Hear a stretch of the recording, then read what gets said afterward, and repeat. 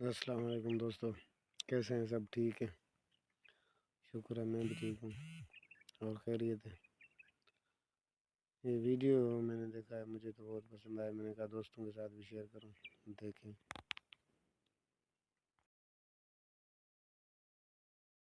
Point की बात बता रहा हूं मैं। याद रखिए, ये बात आपको कभी नुकसान नहीं पहुंचाएगी। जिंदगी में देना शुरू कर दें। देना मतलब ये नहीं सब कुछ आपको आप दे दिए। देना शुरू करें, लोगों को देना शुरू करें। अगर आपका पैसे हैं तो पैसे देना शुरू कर दें। अगर आपका वक्त है तो वक्त देना शुरू कर दें। अगर आप अच्छी बात समझते हैं तो किसी को मशवरा देना शुरू कर दें। अगर आप लोगों को रास्ता दे सकते हैं तो रास्ता देना शुरू कर दें। किसी को इल्म देना शुरू कर दें। लोगों के लिए अच्छा अच्छा सोचिए। यकीन करिए, रिटर्न बैक है। ये जो देने की सिफत है ना, देने की, ये इंसान की नहीं है, याद रखिएगा। ये अल्लाह की सिफत है, देने की सिफत। वो देता है, लेता किसी से कुछ नहीं है। जिंदगी के बड़े बड़े कामयाब लोगों को बिजनेस में प्रॉफिट्स का बहुत ज़्यादा कामयाबी, अगर मैं आपको बताऊं, बहुत लोगों की अलबैक वाले की मिसाल देख रहे हैं, पढ़ लें, यूट्यूब पे लिखें अलबैक की लक का राज क्या है, आपके सामने आएगा राज। जुनैद जमशेद मेरे बहुत क्लोज था, बहुत ज़्यादा क्लोज थे जुनैद जमशेद। जब उन्होंने सिंगिंग छोड़ी, करोड़ों रुपए कमाने लगे थे। लास्ट कॉन्ट्रैक्ट 1 करोड़ रुपए पेप्सी से किया था उन्होंने, और अचानक उन्होंने सिंगिंग छोड़ दी, गाना गाना छोड़ दिया। पैसे ख़त्म हो गए। आखिरी दिन बस कह रहे मैं बस 100 रुपये थे। मैंने अपनी बीवी को 100 रुपये दिए, कहा यही थे मेरे पास, अब और नहीं है मेरे पास, मत मांगना।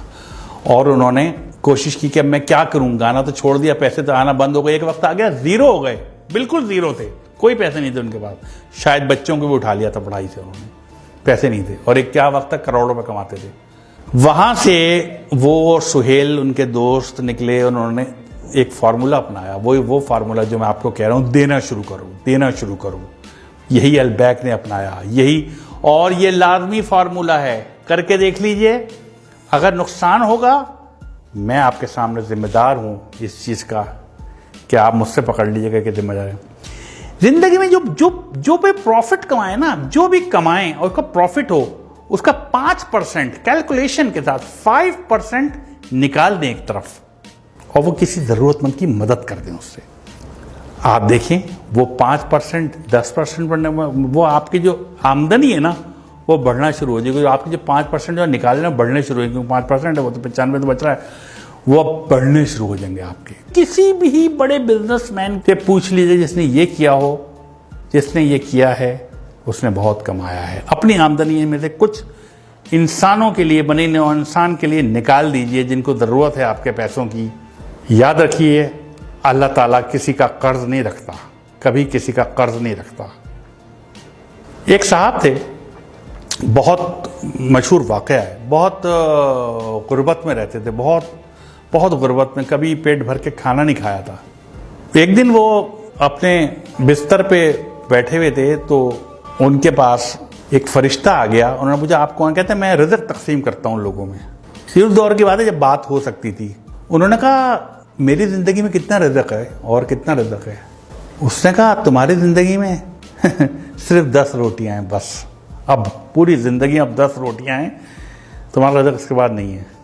उसने कहा, क्या आप वो 10 रोटियाँ मुझे दे सकते हैं इकट्ठी? मैंने कभी 10 रोटियाँ इकट्ठी नहीं देखी, मुझे तो कभी 1 रोटी पूरी नहीं मिली। क्या वो 10 रोटियाँ मुझे दे सकते हैं? उसने कहा, अगर वो 10 रोटियाँ दे दी तो उसके बाद कुछ नहीं है तुम्हारी ज़िंदगी में, ख़त्म, बस इतना ही रिज़्क़ है। उसने कहा, मुझे दे दें, मैं जानूँ, मेरा काम जाने, मैं आखिरी ख्वाहिश पूरी हो जाएगी मेरा रोटियाँ। उन्होंने 10 रोटियाँ दे दी और चले गए, सोच के कि कुछ दिन बाद इनका इंतकाल हो जाएगा, कुछ भी नहीं बचेगा इनके पास। चंद माह बाद एक दफ़ा गुजर रहे थे वहाँ से वो, उन्होंने सोचा कि मैं इसका हाल देखूं कि वो अब तक तो मर गया होगा। उन्होंने देखा तो उसके घर के बाहर लोगों का जमे गफ़ीर था, लोग खाने खा रहे थे और देगें चढ़ी हुई थी और वो भी खा रहे थे और लोग भी खा रहे थे, आ रहे थे और जा रहे थे, खाना चल रहे थे। उन्होंने बहुत हैरत हुई इस बात पे, इनकी ज़िंदगी आखिरी 10 रोटियाँ थी, इस बात को महीने गुजर गए और आज इतना लोग खा रहा है। उन्हें हैरत, उनसे पूछा कि भाई तुम्हें तो 10 रोटियाँ ज़िंदगी में आखिरी थी, ये रिज़्क़ कहाँ से आ गया? उसने कहा, यार तुम जो 10 रोटियाँ देके गए, मैंने 2 रोटियाँ तो खा सका, बाकी 8 नहीं खा सका। मैंने वो 8 रोटियाँ लोगों में बांट दी।